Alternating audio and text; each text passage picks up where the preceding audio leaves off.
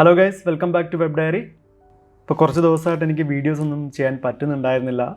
പ്രധാനമായിട്ട് കണ്ടിന്യൂസ് ആയിട്ട് വർക്ക് ചെയ്ത കാരണം കണ്ണിന് കുറച്ച് പണി കിട്ടിയിട്ടുണ്ടായിരുന്നു. പിന്നെ ഓഫീസിലത്തെയും വർക്ക് കുറച്ച് കൂടുതലായിരുന്നു. അപ്പോൾ ഈ സീരീസിൻ്റെ ബാക്കി ചെയ്യണം എന്ന് പറഞ്ഞിട്ട് കുറേ ഫ്രണ്ട്സ് എനിക്ക് മെസ്സേജ് അയച്ചിട്ടുണ്ടായിരുന്നു.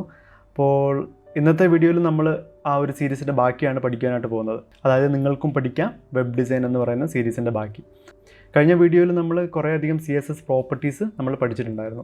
അപ്പോൾ ഇന്നത്തെ വീഡിയോയിൽ നമ്മൾ ആ ഒരു CSS പ്രോപ്പർട്ടീസ് അല്ലെങ്കിൽ സ്റ്റൈൽ അട്രിബ്യൂട്ട്സ് അതിന് നമ്മൾ എങ്ങനെയാണ് വെബ്സൈറ്റിൽ അപ്ലൈ ചെയ്യുന്നത് എന്നതാണ് പഠിക്കാൻ പോകുന്നത്. അപ്പോൾ നമുക്ക് നേരെ വീഡിയോയിലേക്ക് കിടക്കാം.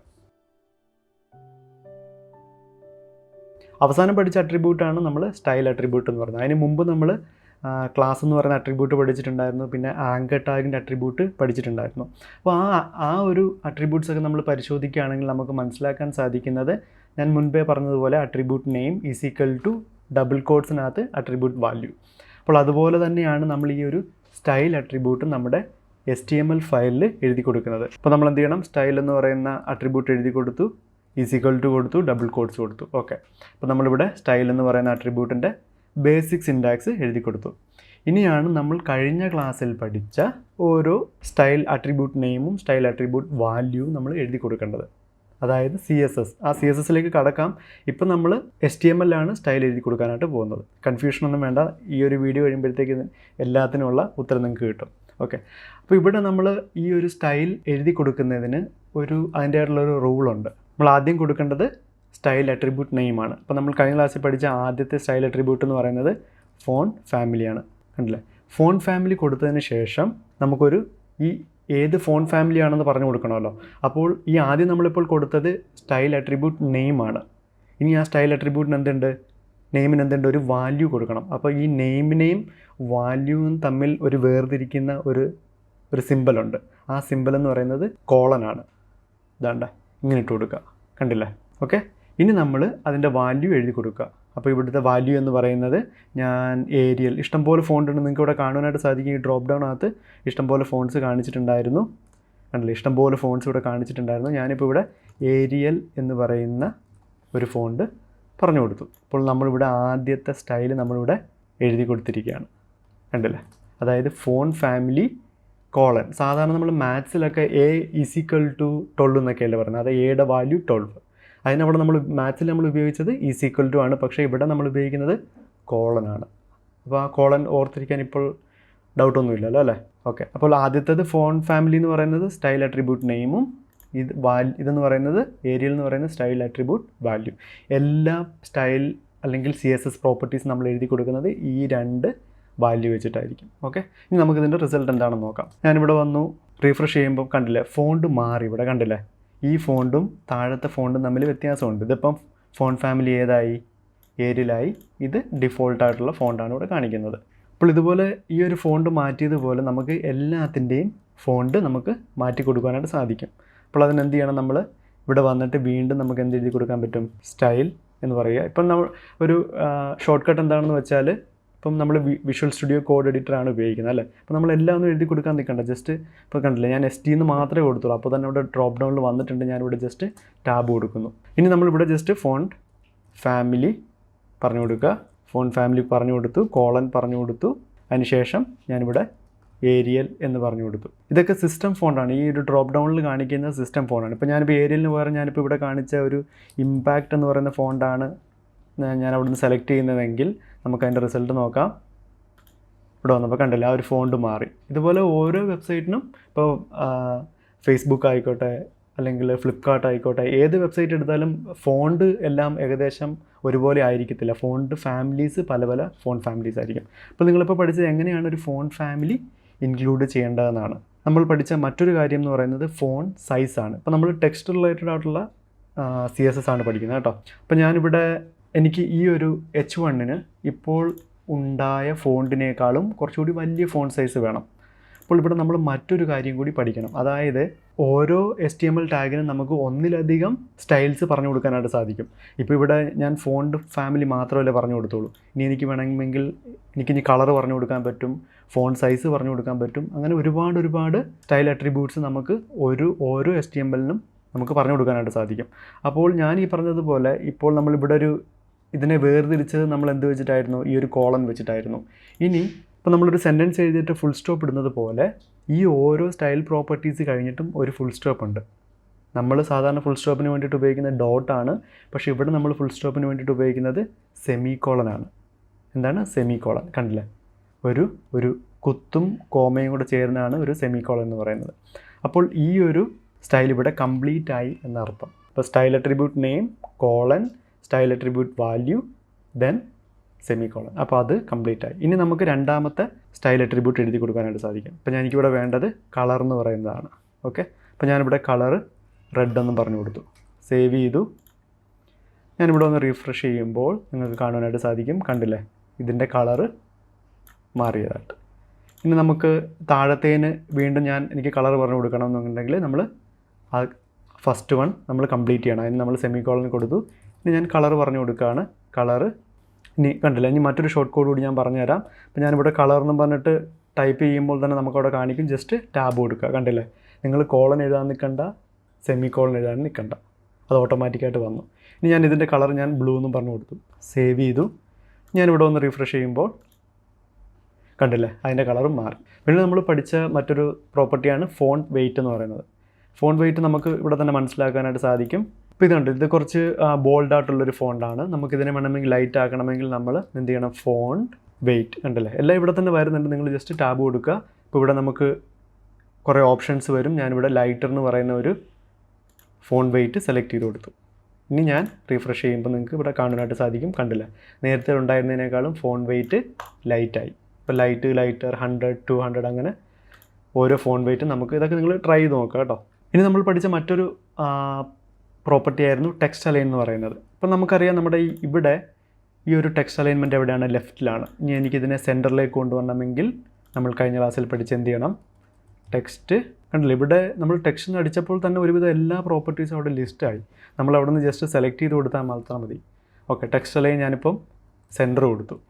ഓക്കെ, ഞാനിപ്പോൾ ഷോർട്ട് കട്ട്സ് ആണ് ഉപയോഗിക്കുന്നത്. ജസ്റ്റ് ടാബ് കൊടുത്ത് ചെയ്യുകയാണ്. നമ്മൾ കുത്തിയിരുന്ന് ടൈപ്പ് ചെയ്യാൻ നിൽക്കേണ്ടത്. അതുകൊണ്ട് തന്നെയാണ് നമ്മൾ ഈ ഒരു കോഡ് എഡിറ്റർ നമ്മൾ ആദ്യം മുതൽ ഉപയോഗിച്ച് തുടങ്ങിയത്. ഓക്കെ, അപ്പോൾ ടെക്സ്റ്റ് അലൈൻ സെൻറ്റർ കൊടുത്തു. നമ്മളിവിടെ ഒന്ന് റീഫ്രഷ് ചെയ്യുമ്പോൾ കണ്ടില്ലേ ഈ ഒരു ടെക്സ്റ്റ് അലൈൻ ഇപ്പോൾ എന്തായി?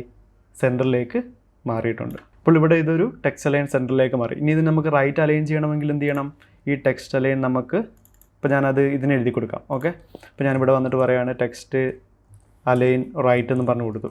കണ്ടില്ലേ, ഇനി നമ്മൾ റീഫ്രഷ് ചെയ്യുമ്പോൾ ഈ ഒരു അലൈൻമെൻറ്റ് ഇവിടെ വന്നിരിക്കും. അപ്പം ടെക്സ്റ്റ് അലൈൻമെൻറ്റ് സെൻറ്ററിൽ ചെയ്യാം, റൈറ്റിൽ ചെയ്യാം, ലെഫ്റ്റിൽ ചെയ്യാം. ഇപ്പം ഇതൊക്കെ നമ്മുടെ ഒരു വെബ്സൈറ്റിൻ്റെ ആവശ്യാനുസരണമാണ് നമ്മൾ ഉപയോഗിക്കുന്നത്. ഇപ്പോൾ നമ്മൾ പഠിക്കുന്നത് കൊണ്ടാണ് നമ്മൾ ജസ്റ്റ് ഇങ്ങനെ എഴുതി കൊടുക്കുന്നത് കേട്ടോ. നമ്മൾ കഴിഞ്ഞ ക്ലാസ്സിൽ പഠിക്കാത്ത മറ്റൊരു കാര്യം ഉണ്ടായിരുന്നു. അതായത് ഇപ്പോൾ നമുക്കറിയാം ചില വെബ്സൈറ്റിലൊക്കെ ടൈറ്റിലൊക്കെ എന്തായിരിക്കും? ഫുൾ ക്യാപിറ്റലായിരിക്കും. അപ്പോൾ നമുക്കൊരു ടെക്സ്റ്റിനെ നമുക്ക് ക്യാപിറ്റലാക്കണമെങ്കിൽ, ക്യാപിറ്റലൈസ് ചെയ്യണമെന്നുണ്ടെങ്കിൽ നമ്മൾ എന്ത് ചെയ്യണം?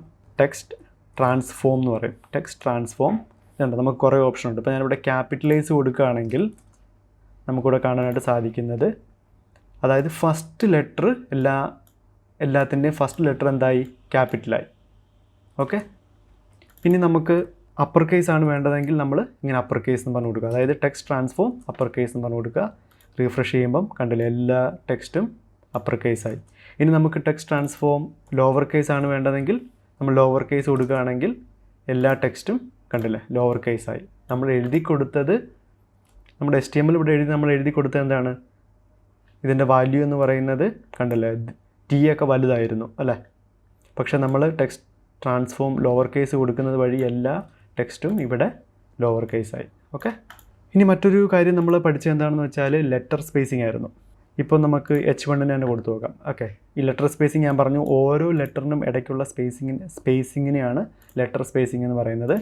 അപ്പോൾ ഞാനിവിടെ ലെറ്റർ സ്പേസിങ് വന്നിട്ടുണ്ട്. ലെറ്റർ സ്പേസിങ് ഞാനൊരു 5 അല്ലെങ്കിൽ 4 പിക്സൽ കൊടുത്തു കഴിഞ്ഞാൽ എന്താ സംഭവിക്കുന്നത് നമുക്ക് നോക്കാം. കണ്ടില്ലേ ഇതിനിടയ്ക്കുള്ള ഒരു ഗ്യാപ്പ് കൂടിയതായിട്ട് കാണാം. അപ്പോൾ നിങ്ങളിവിടെ ചിന്തിക്കുന്നുണ്ടാവും എന്താണ് ഈ പിക്സൽ എന്ന് പറയുന്നത്? CSSൽ നമ്മൾ ഉപയോഗിക്കുന്ന മറ്റൊരു കൺസെപ്റ്റാണ് ഈ പിക്സൽ എന്ന് പറയുന്നത്. അതായത് ഒരു യൂണിറ്റ് ആണ്. ഇപ്പോൾ നിങ്ങൾ ഫോട്ടോഷോപ്പൊക്കെ ഉപയോഗിച്ചിട്ടുള്ളവരാണെങ്കിൽ നിങ്ങൾക്ക് മനസ്സിലാവും ഈ പിക്സൽ എന്താണെന്നുള്ളത്. അതായത് നമുക്ക് ഫോണ്ടിൻ്റെ സൈസൊക്കെ നമുക്ക് സെറ്റ് ചെയ്യാൻ പറ്റും. അതായത് 14 പിക്സൽ എന്നൊക്കെ പറഞ്ഞാണ് വരുന്നത്. അല്ലെങ്കിൽ പോയിൻ്റ് എന്ന് പറഞ്ഞൊക്കെ ആയിരിക്കും ഫോട്ടോഷോപ്പിലും ഇല്ലുസ്ട്രേറ്ററിലൊക്കെ വരുന്നത്. അപ്പോൾ അതേ സെയിം കൺസെപ്റ്റ് തന്നെയാണ് ഇവിടെ വരുന്നത്. ഇതൊരു യൂണിറ്റാണ്, ഒരു മെഷർമെൻറ്റ് യൂണിറ്റാണ്. അപ്പോൾ തൽക്കാലം അത്രയും മാത്രം മനസ്സിലാക്കി വെക്കുക. നമ്മൾ കൂടുതൽ പഠിക്കുന്നതോറും നിങ്ങൾക്കത് മനസ്സിലാവും എന്താണെന്നുള്ളത്. ഇത് നമുക്ക് ടെക്സ്റ്റിൻ്റെ അവസാനത്തെ ഒരു പ്രോപ്പർട്ടി കൂടെ പഠിക്കാം. അത് അവസാനത്തെ പ്രോപ്പർട്ടി അല്ല, പക്ഷേ നമുക്ക് എല്ലാം കൂടെ പഠിക്കുന്നതിന് പകരം ജസ്റ്റ് കുറച്ച് പ്രോപ്പർട്ടീസ് മനസ്സിലാക്കുകയാണെങ്കിൽ ബാക്കിയുള്ള പ്രോപ്പർട്ടീസ് നിങ്ങൾക്ക് തന്നെ എക്സ്പ്ലോർ ചെയ്യാനായിട്ട് സാധിക്കും. ഇപ്പോൾ S3യുടെ ഫോണ്ട് സൈസ് എനിക്ക് മറ്റുള്ള ഫോണ്ടിനേക്കാളും കുറച്ച് കൂടുതലാവണം. അപ്പോൾ ഞാനിവിടെ സ്റ്റൈൽ കൊടുത്തു. അപ്പം അതിനുവേണ്ടി നമ്മൾ ഉപയോഗിക്കുന്നതാണ് ഫോണ്ട് സൈസ് എന്ന് പറയുന്നത്. അപ്പോൾ ഞാനിവിടെ ഫോണ്ട് സൈസ് 100 എന്ന് മാത്രം കൊടുത്തിട്ട് കാര്യമില്ല, ആ ഒരു യൂണിറ്റ് കൂടി കൊടുക്കണം. അപ്പം നിങ്ങളിതുപോലെയുള്ള സംഖ്യകൾ കൊടുക്കുമ്പം മിക്ക പ്രോപ്പർട്ടീസിന് എന്ത് കൊടുക്കണം? പിക്സൽ എന്ന് പറയുന്ന വാല്യൂ കൊടുക്കണം. ഓക്കെ, അപ്പം ഞാൻ 100 പിക്സൽ എന്ന് പറഞ്ഞു കൊടുത്തു. അപ്പം ഞാൻ സേവ് ചെയ്തു. ഇവിടെ വന്ന് ഞാൻ റീഫ്രഷ് ചെയ്യുമ്പോൾ കണ്ടില്ലേ, 3rd ഹെഡിങ് എന്ന് പറഞ്ഞ് വളരെ വലുതായിട്ട് വന്നു. അതായത് ഇതിൻ്റെ ഇപ്പോഴത്തെ സൈസ് എന്ന് പറയുന്നത് 100 ഇതുപോലെ നമുക്ക് എല്ലാത്തിനും കൊടുക്കാനായിട്ട് സാധിക്കും. അപ്പോൾ ഇത്രയാണ് ടെക്സ്റ്റ് സംബന്ധമായിട്ടുള്ള പ്രോപ്പർട്ടീസ് എന്ന് പറയുന്നത്. അപ്പോൾ ഞാൻ ഈ എഴുതി കൊടുത്ത പ്രോപ്പർട്ടീസ് H1, H2, H3ക്ക് മാത്രമാണ് എഴുതി കൊടുത്തത്. ഇതിന് മാത്രമല്ല എഴുതി കൊടുക്കാൻ പറ്റുന്നത്. ടെക്സ്റ്റ് എവിടെയൊക്കെ ഉണ്ടോ അതിനെല്ലാം നമുക്ക് എന്ത് എഴുതി കൊടുക്കാൻ പറ്റും? ഇപ്പോൾ LAയ്ക്കെല്ലാം നമുക്ക് ഈ ഒരു പ്രോപ്പർട്ടീസ് അപ്ലൈ ചെയ്യാൻ പറ്റും. പിന്നീട് ഈ H4 അപ്ലൈ ചെയ്യാൻ പറ്റും. ഓക്കെ, പക്ഷേ നമ്മൾ ഈ ഡിവിനൊന്നും നമ്മൾ സാധാരണ ഈ സ്റ്റൈലൊന്നും അതായത് ഫോണ്ടിൻ്റെ സ്റ്റൈലൊന്നും നമ്മൾ എഴുതി കൊടുക്കാറില്ല. കാരണം എവിടെയാണോ ടെക്സ്റ്റ് കണ്ടെയ്ൻ ചെയ്യുന്നത്, ഏത് ടാഗാണോ ടെക്സ്റ്റിനെ റെപ്രസെൻറ്റ് ചെയ്യുന്നത്, അതിനാണ് നമ്മൾ ഈ ഒരു പ്രോപ്പർട്ടീസ് എഴുതി കൊടുക്കുന്നത്. ഇപ്പം നമുക്കിവിടെ ഇപ്പം നമ്മൾ മറ്റൊരു പ്രധാനപ്പെട്ട ഒരു കാര്യം കൂടി നമുക്കിവിടെ മനസ്സിലാക്കാം. അതായത് ഒന്ന് ആലോചിച്ച് നോക്കിയാൽ, ഇതിപ്പോൾ HTML ഫയലാണ്, പക്ഷേ നമ്മളിവിടെ CSSഉം കൂടി ആഡ് ചെയ്ത് കൊടുക്കുകയാണ് അല്ലേ, അല്ലെങ്കിൽ സ്റ്റൈൽ അട്രിബ്യൂട്ട് കൂടി ആഡ് ചെയ്ത് കൊടുക്കുകയാണ്. അപ്പോൾ നമ്മളിവിടെ ഇപ്പോൾ ഇത്രയും പ്രോപ്പർട്ടീസ് എഴുതി കൊടുത്തപ്പോൾ തന്നെ കണ്ടില്ലേ, ഈ ഒരു ലൈൻ ഇത്രയും വലുതായി. ഒന്ന് ആലോചിച്ച് നോക്കിയാൽ, നമ്മളിതുപോലെ ഈ ഒരു സ്റ്റൈൽ അട്രിബ്യൂട്ട് അല്ലെങ്കിൽ CSS നമ്മൾ എല്ലാത്തിനും എഴുതി കൊടുക്കുമ്പോൾ ഇതൊരു മിക്സ്ചർ ആവും. അതായത് HTML + CSS എന്ന് പറയുന്ന ഒരു കോമ്പിനേഷൻ ആവും. അങ്ങനെ ഈ ഫയൽ എന്താവും? വളരെ വലുതാവും. ഇങ്ങനെ ഒന്ന് ആലോചിച്ച് നോക്കി, ഇതെല്ലാത്തിനും ഇങ്ങനെ എഴുതി കൊടുക്കുമ്പോഴത്തേക്ക് ഈ ഒരു പേജ് ഇതിപ്പോൾ ഇവിടെയൊക്കെ കണ്ടില്ലേ, ക്ലീൻ ആയിട്ട് കിടക്കുകയാണ്. HTML മാത്രമേ ഉള്ളൂ, വളരെ ക്ലീനാണ്. പക്ഷേ മുകളിലേക്ക് വരുമ്പോൾ എന്ത് സംഭവിക്കുന്നു? HTMLഉം CSSഉം കൂടി ഭയങ്കര ഒരു ഇപ്പോൾ എന്തെങ്കിലും എഡിറ്റ് ചെയ്യണമെങ്കിൽ തന്നെ വളരെ ബുദ്ധിമുട്ടായിരിക്കും നമുക്ക് എഡിറ്റ് ചെയ്യാനൊക്കെ ആയിട്ട്. ഒരു വെബ്സൈറ്റ് ഉണ്ടാക്കുമ്പോൾ കുറേയധികം എഡിറ്റ്സൊക്കെ നമുക്ക് ഫ്യൂച്ചറിലൊക്കെ വന്നിരിക്കാം. അപ്പോൾ ഇതൊക്കെ ഈ ഓരോ HTMLൽ തന്നെ നമ്മൾ CS എഴുതി കൊടുക്കുമ്പം എഡിറ്റ് വളരെ ബുദ്ധിമുട്ടായിരിക്കും അല്ലേ. ഇപ്പോൾ നമ്മൾ എഴുതി കൊടുത്ത ഈ ഒരു രീതിയാണ് നമ്മൾ ഇൻലൈൻ CSS എന്ന് പറയുന്നത്. എന്താണ് ഇൻലൈൻ CSS? 3 രീതിയിലാണ് നമുക്ക് CSS എഴുതി കൊടുക്കാനായിട്ട് സാധിക്കുന്നത്. അതിലൊരു രീതിയാണ് നിങ്ങളിപ്പോൾ പഠിച്ചത്. എന്താണ് ഇൻലൈൻ CSS? മനസ്സിലായി? ഇൻലൈൻ CSS എങ്ങനെയാണെന്ന് മനസ്സിലായി. അതായത് സ്റ്റൈലിൻ്റെ അട്രിബ്യൂട്ടോട് കൂടിയാണ്, സ്റ്റൈൽ എന്ന് പറയുന്ന അട്രിബ്യൂട്ടിൻ്റെ സഹായത്തോടു കൂടിയാണ് നമ്മൾ ഇൻലൈൻ CSS എഴുതി കൊടുക്കുന്നത്. ഇനി നമുക്ക് ഇപ്പോൾ ഇൻലൈൻ CSS വേണ്ട, കാരണം ഇൻലൈൻ CSSൻ്റെ പ്രശ്നങ്ങൾ ഞാനിപ്പോൾ പറഞ്ഞു. ഇനി നമുക്ക് രണ്ടാമത്തെ ഒരു രീതി കൂടി പഠിക്കാം. അപ്പോൾ ഞാൻ ജസ്റ്റ് ഇപ്പോൾ നമ്മൾ എഴുതി കൊടുത്ത എല്ലാം ഒന്ന് ക്ലിയർ ചെയ്യാം. ഓക്കെ, ഒന്ന് ബാക്കിലോട്ട് പോയിട്ട് ഞാൻ ജസ്റ്റ് എല്ലാം ഒന്ന് ക്ലിയർ ചെയ്തു. അപ്പോൾ ഞാൻ എല്ലാ സ്റ്റൈലും ക്ലിയർ ചെയ്തു, സേവ് ചെയ്തു. റീഫ്രഷ് ചെയ്യുമ്പോൾ നമുക്കിവിടെ ഒന്നും തന്നെ കാണുവാനായിട്ട് സാധിക്കില്ല. നമ്മൾ എന്താണോ ആദ്യം ചെയ്തത് അതാണ് കണ്ടത്. ഓക്കെ, ഇനി രണ്ടാമത്തെ രീതിയിൽ നമ്മൾ എങ്ങനെയാണ് സ്റ്റൈൽ എഴുതുന്നതെന്നാണ് നമ്മൾ പഠിക്കാൻ പോകുന്നത്. ഇതെല്ലാം നമ്മൾ അറിഞ്ഞിരിക്കണം. കാരണം ചില കേസിൽ നമുക്ക് ഇൻലൈൻ CS എഴുതി കൊടുക്കേണ്ടി വരും. ചില കേസിൽ നമ്മളിപ്പോൾ രണ്ടാമത് പഠിക്കാൻ പോകുന്ന ഇൻറ്റേർണൽ CSS നമ്മൾ ചിലപ്പോൾ ഉപയോഗിക്കേണ്ടി വരും. ഓക്കെ, അപ്പോൾ നമ്മൾ രണ്ടാമത് പഠിക്കാൻ പോകുന്നതാണ് ഇൻറ്റേർണൽ CSS.